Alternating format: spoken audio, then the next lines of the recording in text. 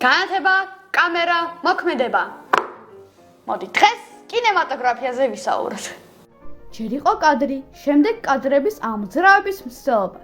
ანუ ერთი სიტყვით, ფოტოგრაფიის განვითარებამ კაცობრიობა ფილმის შექმნის იდეამდე მიიყვანა.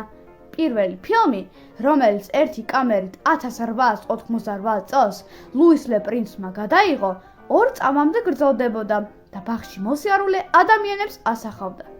ცოტა მოგვიანებით 1894 წელს თომას ედისონის კინეტოსკოპის დახმარებით ნებისმიერ მსურველს ინდივიდუალურად შეეძლო ფილმის ყურება, ხოლო 1895 წელს ძმებმა ლუმიერებმა პირველი ფასიანი კინოჩვენება მოაწყეს.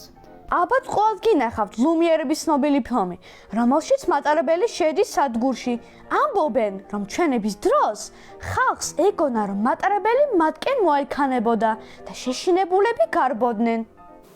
ისე წარმოიდგინე ეს ადამიანები, ახლა სამი სათვალით ჩვენთან კინოთეატრში უნდა გესვა. რა მოხდებოდა არა? მოკლედ, როგორც ყოველთვის, მეტი საინტერესო ფაქტებისთვის გამოიწერე ზიგზაგი. დროებით